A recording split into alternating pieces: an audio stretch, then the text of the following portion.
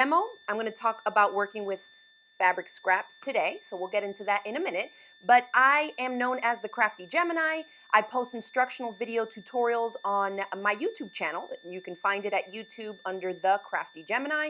And I'm also on Facebook. We have a pretty active page and some private groups that you can join as well, where we talk about all things crafty, right? Sewing, quilting, knitting, crochet, we do all kinds of fun stuff. So if you're new here, welcome. And if you are a returning viewer, welcome back. We are going to be making some mug rugs today. Hi, everybody. I see everybody is starting to kind of chime in the chat.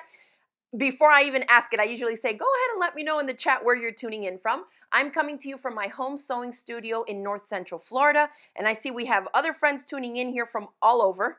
We have Pat from Virginia. Emmy is tuning in from Australia. We have Tony from San Diego. I see Barb is on. Enid is on from Vermont. Hey, girl. Sally is tuning in from Tucson. Hey, girl. So many fun friends to see here. For an extrovert, I feel like these times are super hard. So when I see people that I know and I recognize, I'm like, hi. Hey, Ruby, tuning in from Kentucky. Awesome. Okay, great. So we have a lot of you that are chiming in already. Hey, Carla. Hi, Della. We have a lot of California friends tuning in. Jean from Texas. Awesome. I'm glad. Hopefully you have power back up and you're accessing the internet just fine. That's good. Hi, Marilyn from Melbourne, Florida. Neighbor. All right, so let's go ahead and get started. I sent out an email today because I used to collect all my little fabric scraps, okay? I used to color sort them out into bins. This is years ago. And we're just making sure, is everything working fine, like audio-wise and everything? I think we should be okay with the Facebook. Okay, so looks like we're good. Okay, great. Hi, Margarita, tuning in from just down the road in Gainesville. Awesome. Okay, so I was talking about scraps. So back in the days, when I first started quilting, I used to save every single little scrap. And then I would buy these like cubbies and little bin things at the dollar store, and I would sort them out by color. And so when I was working on scrappy projects, I would dump out the little bins and pick out just the right ones that I wanted. And if you're a quilter, you probably know how quickly those bins can turn into bigger bins and bags and boxes.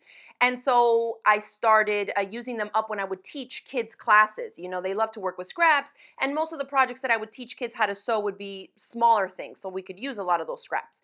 So now that I'm in my new sewing studio, and I've been in here for what, just about a year now almost, I don't have a lot of space. The room is big, but there's big stuff. So I don't have that much room to be keeping every single little scrap, right? So I was getting kind of annoyed actually this week. I've been working on some mini quilt projects, working on different quilt blocks and mini quilts as a part of my online Clammy Quilt Club. And so we're cutting out curved shapes, right? And whenever you cut out anything curved, there's going to be more waste in the fabric. Like, you're going to end up with more fabric waste than you normally would on projects where you're just cutting like straight strips and then subcutting them down into smaller squares or rectangles or whatever it may be.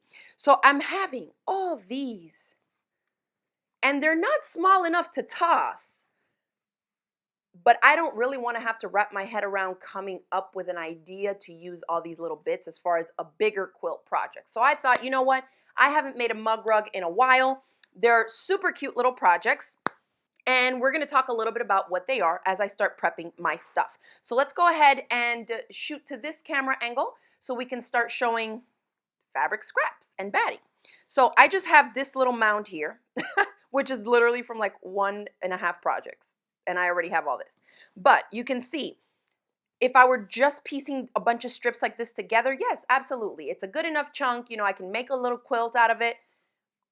But for me to make like a real size quilt is going to take a whole lot of these. So we're not going to do that. I just want to get rid of them, but I don't want to toss them. So mug rugs it is. First, I'm going to start off with a piece of batting, and this is my amazing Martelli rotating cutting mat. We carry them in the online shop. If you're in my Clammy Quilt Club, you've seen how much I love these.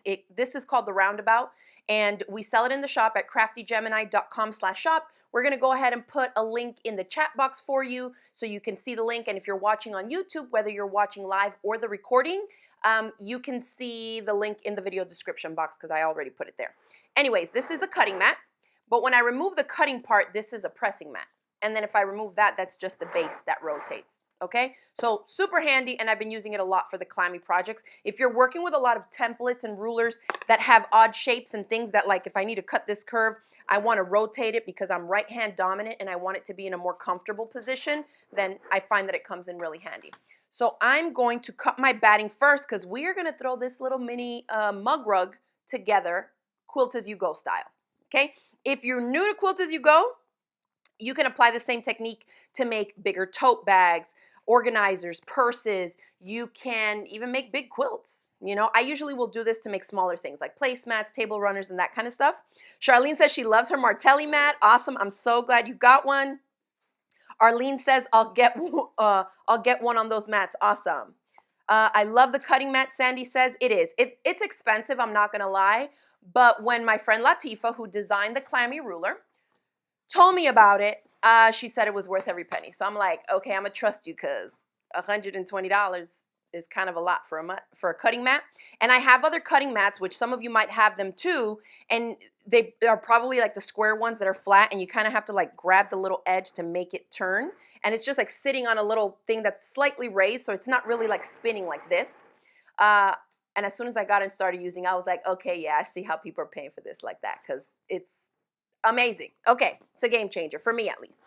Okay, so now I'm going to cut my batting. So this is mug rugs like this, and I would say coasters as well as placemats are gonna be perfect little projects to use up these scraps. They make cute gifts. A lot of us are home, and actually maybe I should say what a mug rug is. I know I included it in my email, but sometimes people don't even have an idea what they are. So a mug rug is literally like, think about the words broken apart. It's a little rug that goes under your mug. So it's kind of like if a coaster and a placemat had a baby. Bigger than a coaster, smaller than a placemat, just like a little cutesy mat. And you can use them to try out new techniques. If you're maybe trying out a new template, if you're learning how to foundation paper piece, if you want to try out what I'm going to do here, quilt as you go, right? Just so that you can try something new out on a smaller bit. And the way that I look at mug rugs is that they're just like a cutesy way to look at pretty fabrics while you sip on a coffee or tea, okay? So here we go. I have my batting here, and you can see if you're familiar with different types and different brands of quilt batting, you might be like, wow, that's pretty light. This is my all-time most favoriteest quilt batting. It's by Quilter's Dream. They are a family company out of the US. It's all made in the US and US grown cotton. And it's tricky to find because you won't find it at the big box stores. Like independent shops have it. And we do have some in stock right now at our website, in our online shop on the website at craftygemini.com. And this is the 100% cotton, not the bleached one, like just the natural color. And it is the level of thickness, the loft level is request. So it comes in two. Request is their thinnest loft, and then select is like the regular mid-weight loft. I live in Florida, and I like to quilt. We oftentimes don't need chunky quilts, but this one has really good drape, and it really doesn't matter what batting you have. I'll tell you, for mug rugs, you can use foam interfacing, you can use fusible fleece, you can use regular cotton batting, you can use 80-20 cotton and polyester batting, you can use 100% polyester batting. It's like the ultimate scrap busting project, okay? And then mug rugs themselves, when it comes to the size, I mean, they're kind of little, but you can make them any dimensions that you want. Let me grab my rotary cutter. And this is a 12.5-inch ruler that I have here. So first, I'm going to just eyeball, like rough cut this down. Let me put this on this side. I'm right-handed. Just to cut it down. And for quilt as you go, I kind of like to just build it up into a bigger chunk because sometimes you'll have like a fabric that you really want to include, or maybe you're fussy cutting something that's on this side. And if you cut a mug rug out of here, then you may miss out on this one, right? But I think this chunk would probably be good enough for two. So we'll see what we get. We might build up the whole panel, and I will make up two. Who knows? So here's how it goes. I have a rough chunk of batting, set it aside. I'm going to take my fabric, and I usually will start with some type of a rectangle or a square for the centerpiece. So that's it. No rulers needed. You can just eyeball it. This is what I like because I don't have to really stop and think like, oh, does this fabric go? Do I need to pick something else out of my stash? I'm just trying to use up these scraps, okay? So I really don't care. So now I pick out, let me get rid of these little scraggly bits. If this is going to be in my center, and I say center, but it doesn't physically have to be in the center of your batting. It could be off here. It don't matter where you start. But by center, I mean like the first piece that's going to go down. And then we need a second piece to sew to this one, okay? And so when you do that, you're basically taking the piece that you had and deciding, what am I going to cut from this one so that it matches up? And it doesn't have to match up perfectly. So you see how I'm not even using a ruler. So the side that you're going to sew needs to match up the same length as the other side of the other piece of fabric. That's all we really care about. That's kind of the most consistent thing that you have to focus on. So that's all I'm going to do. Like that. And you can play with all the dimensions. You can see this doesn't measure the same size. I just care about where the two fabrics are going to be sewn together. Those two need to measure the same. Okay? So now, of course, I have ended up with more little bits, and you just kind of keep adding as you go. Let me grab my sewing machine. I'm going to scoot it over here so we can be, and this is another thing. It's kind of like you cut, you take it to the sewing machine, sew, put another piece on, sew, press, and then before you know it, the mug rug panel is done, okay? Carla's laughing at my little comment. If a coaster and a placemat had a baby. It's true. Okay. All right. All right, so we're going to use regular quilting stuff here, 1/4 inch seam allowance. All right, and let me make sure what I'm looking like here. Great. So on this machine, I know that I just need to scoot my needle position by adjusting the stitch width over.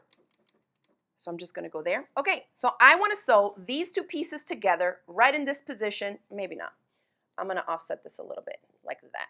Why not? Make it a little bit wonkier. Okay. And then we know that to sew two pieces of fabric together, we just need to sew them pretty sides touching. So now I just take one over the other, pretty sides touching, and with the batting underneath, bring it to my sewing machine. So now it's kind of like, pretend the batting doesn't exist. And you're sewing the two pieces of fabric just as you would normally, okay, with a 1/4 inch seam, and the batting is just coming along for the ride. Speed this up.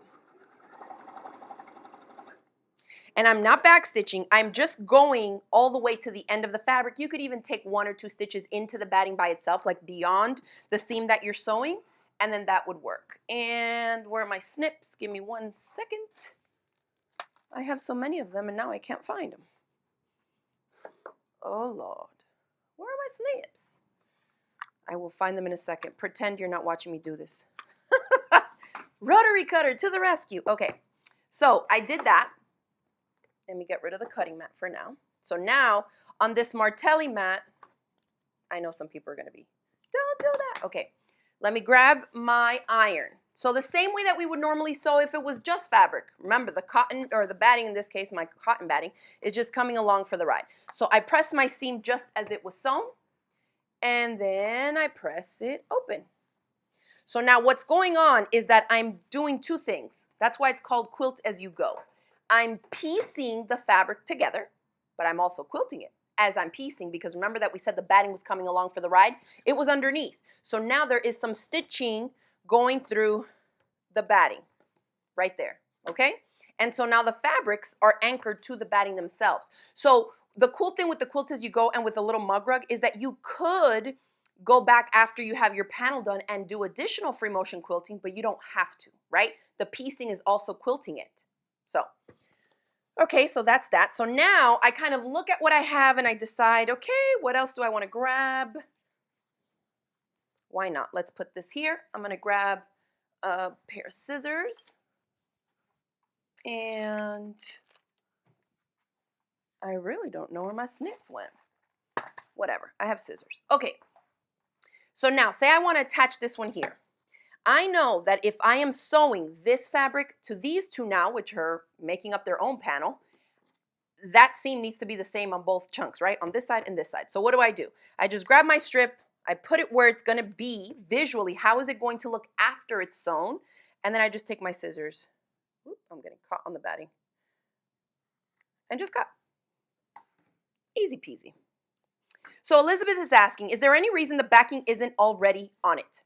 So I don't put the backing on it because I like to throw on a different backing once I decide what I'm actually going to do with it. But let me think. I'm trying to just anticipate what different issues you may run into. Well, the only thing with that is that sometimes you have to make sure that you really have it smoothed out really good, because even when you're doing this technique, notice I pressed it after the first seam that I sewed. Sometimes people will sew this in, and if you don't press this back smoothly, you'll end up with a bubble because then you're attaching another piece of fabric to it. So I'm wondering if that may cause you some issues on the back end of the batting or having the backing there. But other than that, I can't think of any other issues. What I like to do is just attach the backing after, because you know what? When you read the instructions on the batting manufacturing package, right? You get your batting. I have mine here for the quilter's dream. So it says that the stitching on this specific batting can be up to 8 inches apart, okay? Now, oftentimes a mug rug won't even be 8 inches apart. So if you do quilt as you go, those stitches are going to be way closer than 8 inches, even on a small project. And that means that you can literally just add a piece of backing to it and not have to quilt anything. You can just bind it right after. So I'm going to stitch this one same way as we did before. I stop when I get to the end. I don't recommend trimming your threads with a big pair of scissors. You might cut into your project. Okay, so now again, I press.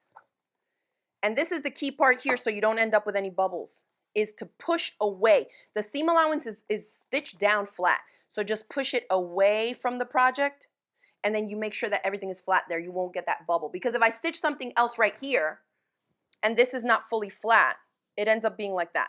And I have seen plenty of projects like that. And I'm like, you're like 7 pieces ahead. You're going to have a tough time going back, ripping out all those stitches to then smooth that out. So make sure that you smooth as you go. All right, so here we have a little piece left over from a pouch I did last year. And this is some indigo dyed shibori fabric that a local friend of mine who dyes stuff made. I'm going to see which part of this I want. Because you see how it's like a little bit darker here, here. Oh, thank you. Snaps! Okay. All right, so now, this is the cool thing about Quilt As You Go too. This is the only thinking part. If you have a little bundle of scraps, when I get to here and I'm ready to like put the next piece on, you can attach a new piece to any of the sides, okay? So if you have a fabric that you think coordinates better with the 2 fabrics on that end, you can put it there. If you have something else you want to put here, you can put it here. You can piece multiple pieces of fabric separately and then bring it here like a continuous strip. Whatever you want to do. This, I think I'm going to put it on this side. Maybe we'll do the lighter stuff here. And so what I'm going to do is first cut at it like this so that I get the length. And if you're off by like 1/8 of an inch, it typically gets hidden under the next seam that you attach. So this is a great project for people who are just starting. Maybe you're not super consistent with your 1/4 inch seam allowances, all that kind of stuff, because very forgiving. All right, so I know I want that to go there, but now I need to decide how narrow do I want this to be. Another tip, it's so forgiving to do this Quilt As You Go method. So like if you have no time and you just like, I just need to fill this thing up, you can throw big old pieces like that on there. Then the next one would be like a bigger strip. I mean, you could put 6 fabrics on and you'd be done with the whole panel, right? So it's up to you what you want to do. And this was like that, so let's go chunkier on this one. Why not? And this is what I mean, like, I just do whatever I want and I don't have to think about it. Let's see, I have a couple questions popping in here. I see Phyllis says she likes the envelope method for mug rugs. Easy peasy, right? You're not even using that much. And the same thing would be that you have already quilted the batting by the time you get there. And by the envelope method, now I'm getting confused. I wonder which one she means when she says the envelope method. Because I'm thinking now envelope pillow cover. And it's like an overlap on the back. But so many different ways, even if you didn't want to bind it. That would be a way to do it if you don't want to bind it. I kind of like to bind because I do so much work on a sewing machine that when I do get to sit down and do some handwork, it is pretty enjoyable for me. And imagine the binding on a little mug rug, 5 minutes. All right, so let's see. Nita says, clearly can't use the fusible. Actually, you can. I've done it plenty of time. The key thing is that you obviously are not going to be able to just go like this, like I'm doing. And of course, I'm doing this on the cutting mat. Don't do it. But you won't just be able to press it completely flat, but you can do it with the tip of the iron.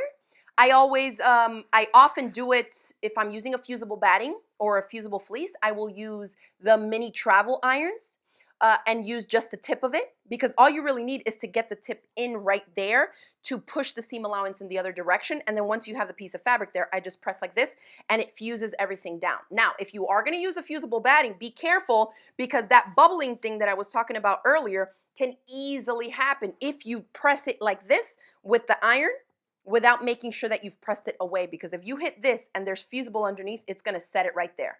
So usually I'll have students like go back in, heat it again, and while it's still hot and the adhesive is a little bit melted, we'll peel it up, then smooth it out, and then, you know, refuse it.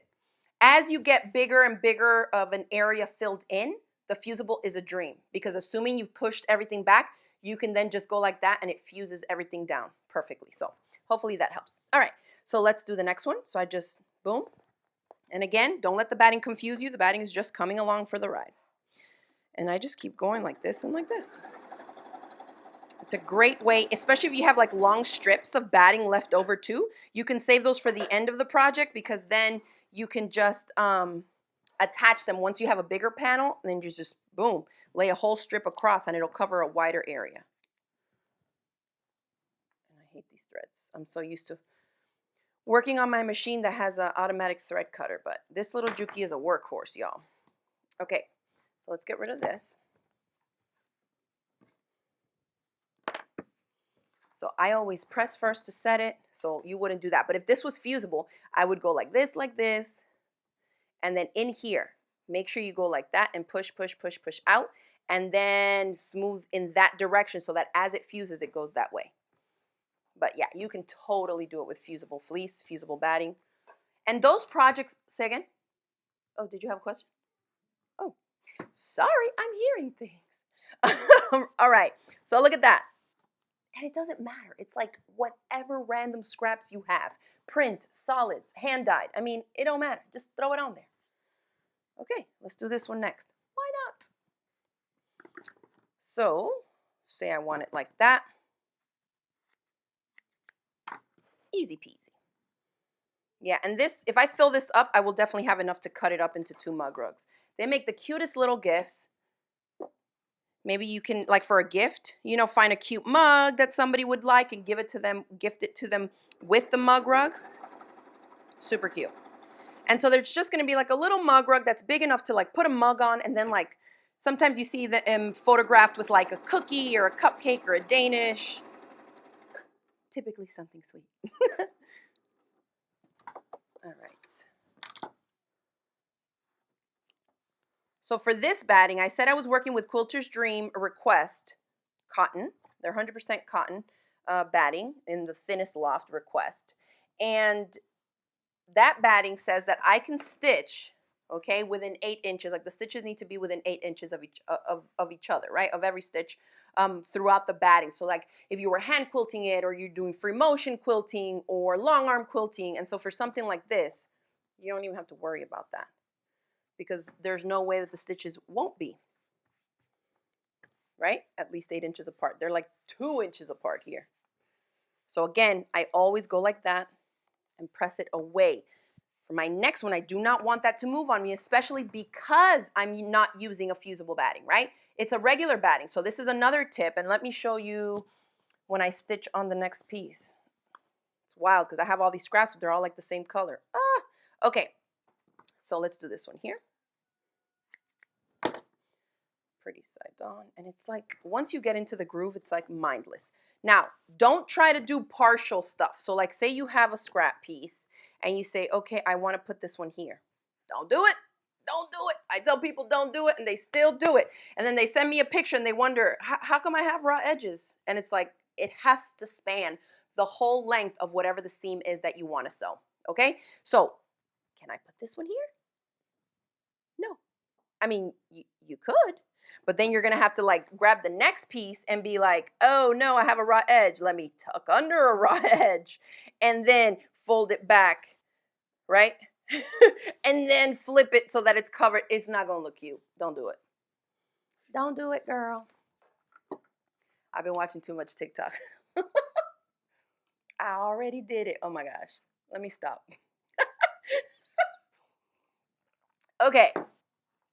All right. Let's pop in real quick to the chat and see what my friends are saying. Oh, Carla, thank you. She says, I love the lives. There's always something to learn.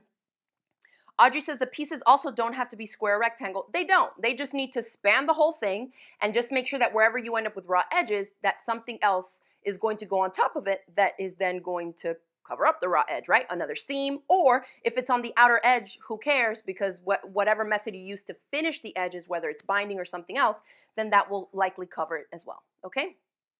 Yes, Casey says you can also use the Clover mini iron to press with fusible batting. And you know which one that is, y'all? The one with the handle that has like a little triangular tip on the end, and it's like just that little tip far away gets really hot. So you can use that typically for applique and stuff like that, but for little areas, that works really well. All right, let's see. Yes, if you're wondering about the two circular things that I have here that I'm using, this is the Martelli Roundabout. It's a 3-piece thing. The bottom is the base, okay? The next one is this ironing board. And then the next one is the cutting mat. And so you can cut, remove this, press, whatever it is. But it's good, like if you don't have the ability to move around too much, and you know, like my main ironing surface is over there across the room. And so I usually will use like a mini ironing mat like this. But then once I got this, it's like I don't have to be picking this heavy thing that I made up to the table every time and taking it down. Instead, especially if you're a quilter, oftentimes we're working with smaller projects, right? So, I mean, this is big enough to trim up a 12.5-inch square block. So, I mean, it's okay. And we do carry them in the online shop. We have the link for you in the chat. Let's see. Oh, Creative Genius Lyle says, our group on Facebook is doing mug rugs for St. Patrick's Day swap. They're awesome for swaps. We used to do like winter swaps with mug rugs back in the days. We used to do different ones. That was ages ago. Okay. Elizabeth says, do you ever give yourself permission to donate/toss your scraps? I'm drowning in scraps and guilt. Yes, girl. Do it. Give it away. It was funny because once I was cleaning out my studio and I was like, I can't anymore. It drives me nuts, right? But then the cheapo in me is like, you paid money for this fabric. Like, why would you get rid of it? Anyways, I ended up donating 9 garbage bags of fabric to my local Haven Hospice. And a lot of people from like the local guilds and stuff go there to buy the fabric, and then they donate it. And I donated 9 bags, and literally 2 weeks after I had made that donation, we decided to open up a sewing studio. This was like 4 years ago or something. And I was like, oh, why did I give away all that fabric? But I still had plenty.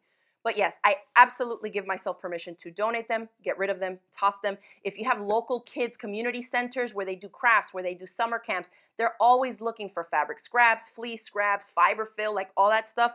I steady give my stuff away. Okay, but yes, no guilt, girl. Do it. Do it. Give it away. Toss it. Burn it. Make dog beds. Donate them. Do whatever you need to. Just, I find that it's, if I can get rid of them, better for me, right? It gives me anxiety to like see all these scraps. And I think it has partly to do with the fact that like when I see pretty fabrics, I immediately start to daydream about what I could make with them. But then I don't get any work done. And then I get mad at myself, like, stop looking at the scraps. You can't work with any of those scraps right now. You have other things to do. So get rid of the scraps. Or make mug rugs. Okay, let's see. Yes, Oneida says, this method looks less intimidating than a regular quilt. I like it. It absolutely is. All right, let's go ahead and stitch this one up. I at least want to get through to show you like the size of the panel and how easy it is to do.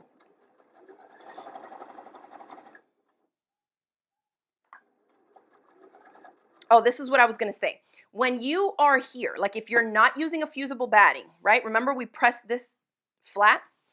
Be careful if you're not using a fusible batting that this moves on you and then bubbles up somehow underneath the presser foot, okay? If you're not paying attention, you're gonna stitch something like that in, and you don't want that. That's why I'm so adamant about like pressing it super duper flat.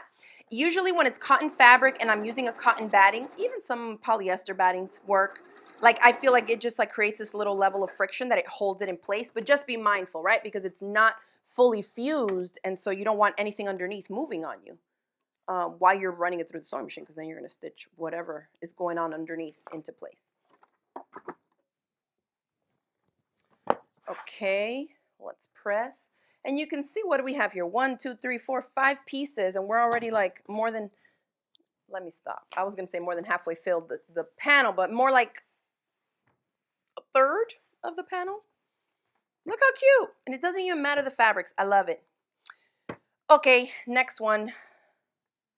I need a pop of color. These are kind of muted for me. All right, let's do that. Why not? And so you see, I'm not even cutting this one down. This was just a random strip I had in this size, and it's going to help me finish this up even quicker. So I just chop, chop. Pretty sides touching. So here's a good example. Do you see how that is, the fabric from here is sticking out a little bit beyond? I don't care, right? Because I'm going to line it up with the purple, which is the shorter piece there. And then I'm going to use a 1/4 inch seam allowance here. So what's going to happen with that? It's just going to get hidden under. Ain't nobody going to know it's there. Perfect.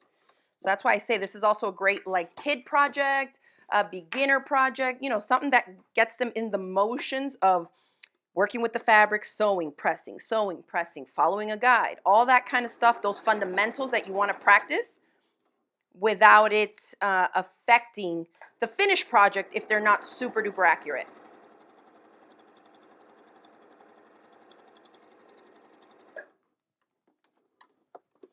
Debbie says, I like a scrappy look. Me too. But I find that when we say scrappy, a lot of people take so much time. And of course, you know, it depends on the design that you're going for. There's some great scrappy quilt projects that really you need to be looking at color value, whether or not the motifs and the print in the fabric is a small, medium, or large scale, all those kinds of things. But when I say scrappy, I'm just like all the scraps. Like, I don't care. So you saw I put a couple like what I would call muted colors for me. These are like neutrals for me. And then I'm like, okay, I need a pop of color. I reach in my little pile, find me a pop of color. Throw a pop of color in there. All right. So you can look how cute. Random, and use up the scraps. Okay, so like this piece, notice, is not quite long enough, but it's another gray, and I probably will put it in there. Okay. So what am I going to do? If I put this here, I'll have to stitch something else to it first. So I'll show you that. Let's do this. Why not? So I'm just going to sew these two together first. And yes, I know they do not measure the same width. I don't care. I will match, you know, I'll clean it up after.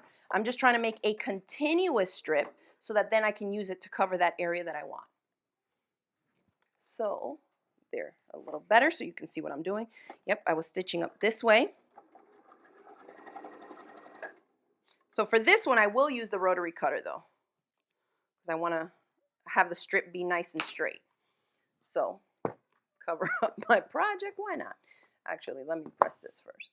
I just can't help it. Sometimes I try not to press and I just can't do it. I have to press. It just feels so good to press the fabric. Am I the only one? All right, so let's go here and here. And I'm gonna grab a ruler. So this is the skinny strip I had. I sewed it to another one that was wider. So now I'm just gonna line it up here. I'm not really looking to see what the width of this whole thing is, but I do wanna clean up that edge. Okay, and this is a little bit wonky of a strip, and I'm not gonna trim it up. Like, why bother squaring it up? Let's make it a little bit funkier. So now I have a longer strip that I can sew anywhere. Okay, I can go like this. I can now use it over here. And notice when you have a strip that's longer than the area that you need to cover, you can do like 3/4 of the way with the navy and then just a little pop of gray to make like a little L in that corner. Or I can flip it and do most or halfway gray and the rest navy like that. You can do whatever you want. It's the beauty of making stuff, right? I think I'm going to go like that. So notice I slid it up, and I'm just looking at like what the proportion of the color to whatever color I want. I kind of wanted this navy here though. But then it's like, whatever. Let's just do it. I love these little projects because then it tells me like, don't overthink it, girl. Don't overthink it. Okay, so now we go there.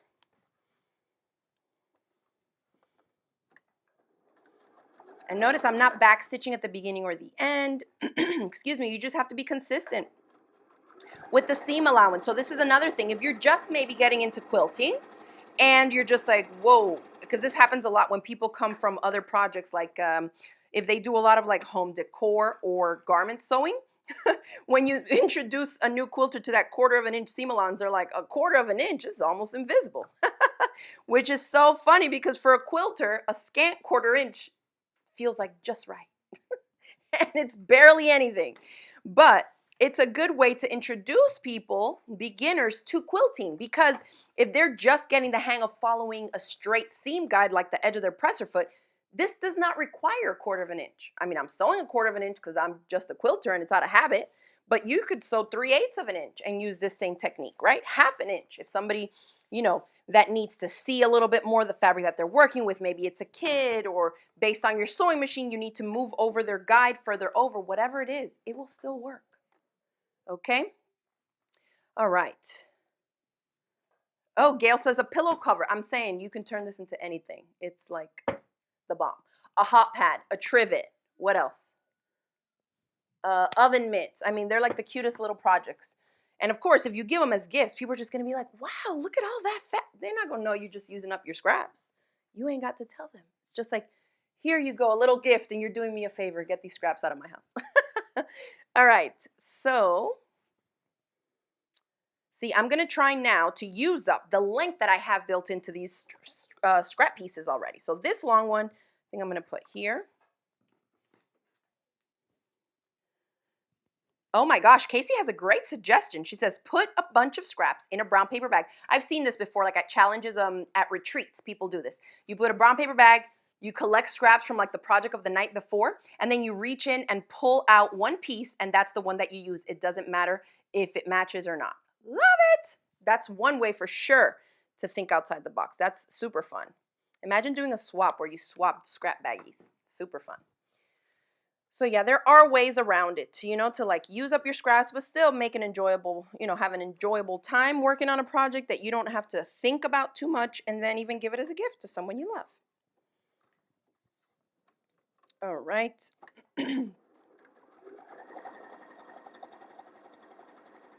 So no pins, nothing. The batting is almost like it's almost like it's a foundation. I mean, it is a foundation, right? Because it's at the bottom. But it's like it's a foundation that's like holding your fabric pieces together. And I can see the thread was caught on the presser foot there. So it's like holds everything together. I don't even need to use pins or anything. Love it. Okay. Again, press. And again, if you have like a set number of scraps that you want to use, just piece a bunch of them together. See, this one I had a piece that was it's a little longer on the end. It's like 3/8 of an inch too long. So here's what I'm going to do. And this is what you would want to do before you went ahead and attached the next piece, if you wanted to, like if it's bothering you. This doesn't really bother me, but I'm going to just show y'all how you would fix it for those that it will bother. So the seam went all the way through, and I have this extra bit. I'll grab my seam ripper. Lisa's asking, can I ask, do you leave I'm guessing that you meant to write batting in place. You do, because the batting is what's going to give the entire project that little bit of body to make it feel like a little mat, like a little, a mug rug, like a little coaster. So I'm just pulling out the last 4 stitches, just enough to lift it up from there. I'm not going to worry about the fact that I didn't backstitch there. And you know why? Because there's obviously going to be another piece of fabric that's going to get sewn to that, and that will intersect with this original seam. Let me get this last one out so I can get the scissors in there. There. So now I'm just going to cut off the extra. That's it. I'm not going to keep pulling on it, but I can now go in and stitch something here, and that will come across that initial seam, and then nothing will come apart, right? Because it's going to be an intersecting seam. Ooh, PJ says, 2 of these with a zipper would make great cosmetic bags. The best little zippered pouches. If you've ever watched my tutorial on a quilted zipper pouch, do this technique and quilt it like that and put it together. It's the bomb, especially because you can use different weights of interfacings, foam interfacings, battings, and all that kind of stuff. A lightweight batting with all this fabric on top plus the additional stitching, because you can see I think you can see at least, how the batting is super drapey, like on the ends that doesn't have fabric. But here, it's a little bit more stable. It has still some body, right? It's not super drapey and it's not super stiff. So 2 like that would definitely give just, I feel like just enough weight to something like a little makeup pouch or cosmetic bag. All right, I feel like I need some color. Doo-doo-doo. Let's go here, like that. That's gonna go here. Once you start getting to like the off-shaped angled edges, I would line things up the way that you're going to sew it, okay? Because sometimes you'll line it up next to it, and then when you sew it and you turn it back, you don't quite reach as far as you anticipated. So I go like this and kind of just go back and see, okay, how far over am I reaching? You know, based on what fabric scraps you have left over to work with. But like this here, we're already off the edge there. So I don't need to worry about sliding this super far down to reach. I'm only worried about this part here, right? So I'm gonna line it up somewhere here so that I have enough to cover. And then I'm coming all the way to the edge of this bit, like that. And after I do a few of these, if the scraps are too little, they're going in the trash. No guilt. I tried. This is my best effort to use some of them up, unless they're big enough to donate. And in those big 9 bags that I donated that one year, it was so wild because some of the donations, I mean, they weren't scraps, not all of them. Some of the bags were full on yardage, okay? And some of it was like from when I first started sewing, and I'm literally going through this stuff like, oh, this fabric isn't even cute. Like, why did I buy 3 yards? And it's so funny. I'm sure y'all can relate if you've been working on stuff with especially cotton fabrics, like quilting cottons, because they come in so many different colors and prints and collections and all vibes. And it's funny to see how like your fabric taste changes, don't you think? My friend Laura used to be into like traditional fabrics, and she still has a ton of traditional quilting cotton fabrics in storage. And so once she started kind of working on more modern type stuff, she would like say the same thing about her fabric. It's like, oh my gosh, I can't believe I used to buy this stuff. And that's how I felt about some of my fabrics. Like I've always liked bright colors, but when I was in law school, I worked at Joann's Fabrics. And so whenever I saw fabric that I just had to have, I would buy like a yard or 2, and the ugliest fabrics, y'all. I don't know what I was thinking. I had one that was like guitars with like the most neon. I was like, what did I even think I was gonna make with that? I don't know. I never did know. I definitely donated that one. I was not feeling it. Okay, let's grab my cutting mat. I'm getting to the edges here. And so this is kind of cool because if you start your project off like I did, in the middle somewhere, right? And notice how I set it off kilter. So if I cut a mug rug like this, it's not gonna be just like horizontal or vertical strips. I kind of like that off balance, right? It kind of goes with the whole scrappy feel. And so when you get to the corners like this, because I've been building it kind of at an angle, right? You see boom, boom, boom, boom. It's kind of almost like a log cabin, right?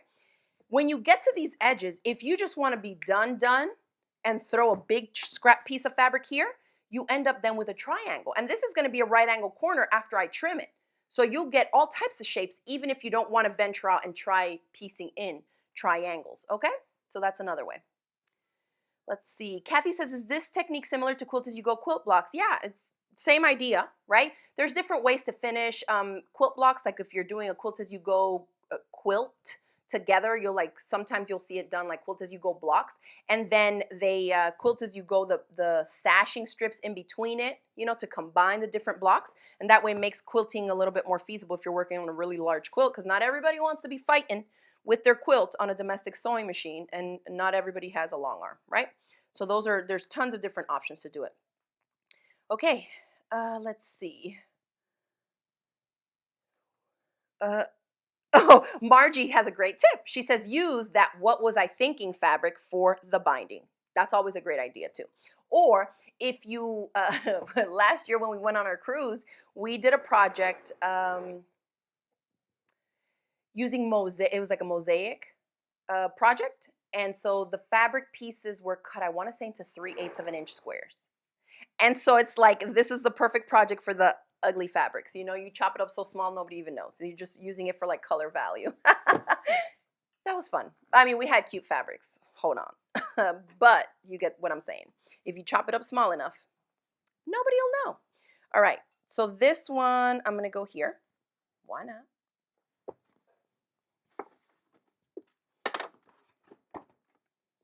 Nancy says she uses the really small pieces for starters and enders. It keeps my machine from sucking the fabric into the hole of the throat plate. So if you've never heard of that, they're called starters and enders, or leaders and enders.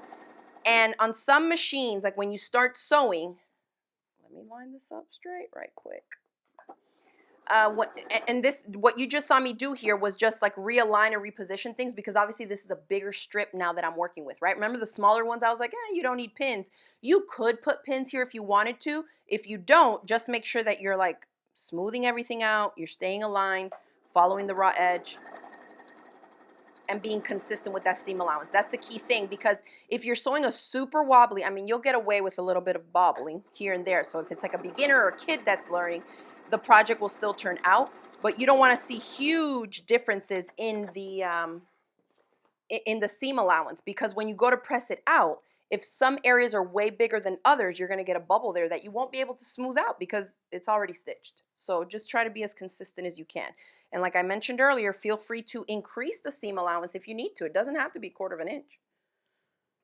If you're like on a new to you sewing machine or something and you don't even know how to set up a 1/4 inch, just put the needle, you know how it starts in the default center position on most machines, and then just follow the edge of your presser foot and you'll be good to go. All right. Yeah, there's no backing attached yet. So I'm just going to keep working on this. Obviously, I'm not going to finish this project right now, but I will post pictures so y'all can see.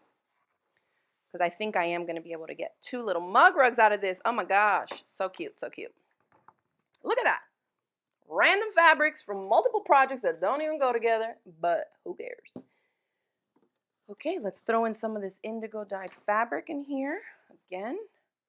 That way, if I cut it here, this one will get a chunk of this fabric too. Yeah, let's go. Let's go big. Go big or go home. Just like that.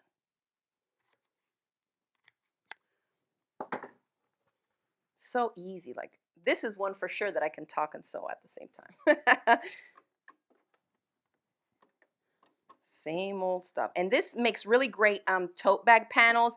If you've ever watched my improv tote tutorial, the one I did with Jenny at Missouri Star, you'll have recognized this technique. And for that tote bag, I designed it with the foam interfacing. So another great option. You can do this and make the front tote bag panel. You can make the whole tote bag out of this, right? But Quilt As You Go is super duper fun.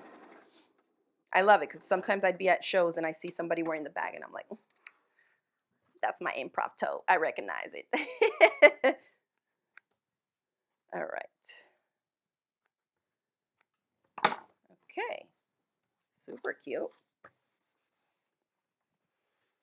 You see? Look how fun.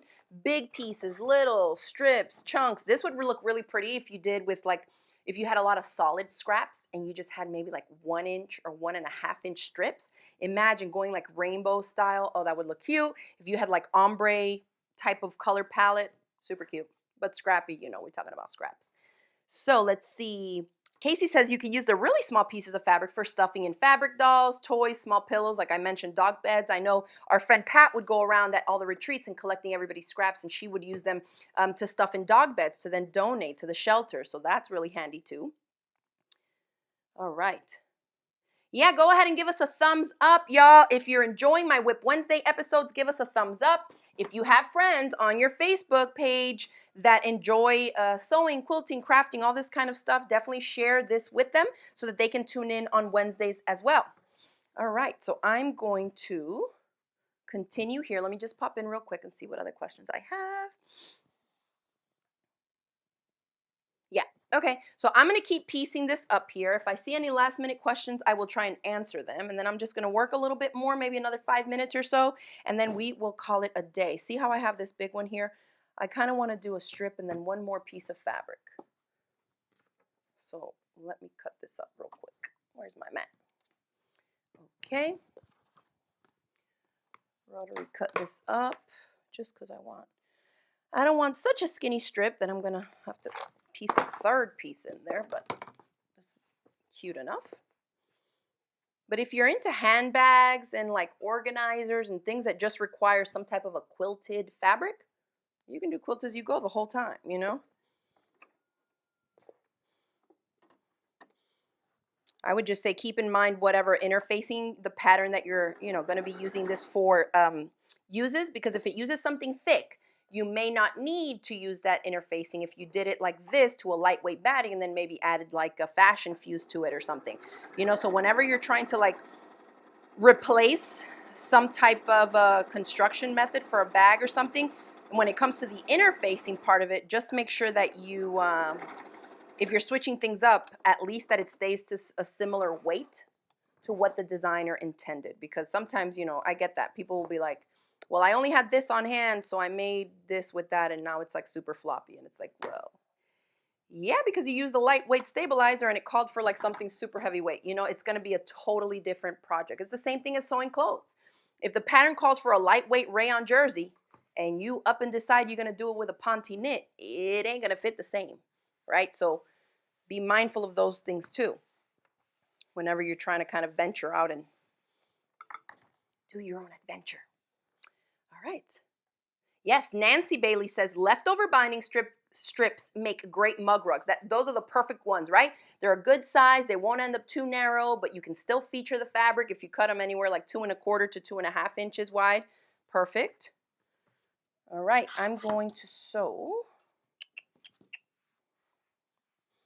What else do I have here? Look at this, y'all. That's all I have left from my little stack, from the bundle I had when I began. We're knocking it down. This is good. All right. Only thing is, all right, let me stitch this one here, and I'm going to put a couple together. I'm just going to finish off the whole panel, and that should be enough so y'all can have the visual, right, of how we went from a chunk of batting and a mound of scraps to 2 little mug rugs, because I'm definitely going to cut 2 out of this. And remember I said you can go ahead and do free motion quilting after it's done. So you can do it just over the batting. I mean, obviously, because the batting is already connected, right? You can do it once the panel is done like this to practice your free motion quilting. That's another great reason to practice free motion quilting, not on a big project, but on something if you're just trying to practice a new motif or something, you can do it in here. Why not? Do it across here. Practice your border techniques, like different border designs, because this is skinny like that, like a border would be in a big quilt. There's so many different things that you can do with this, and still, at the end of the day, have a cute mug rug. So I hope y'all will try this project. Definitely post pictures. You can tag me on Instagram at Crafty Gemini or use the hashtag Crafty Gemini. Chris is asking, what kind of ironing mat are you using? I am using my Martelli Roundabout. It's a 3-part ironing mat and cutting system that we sell in our online shop. It's a rotating cutting mat, so that's the base.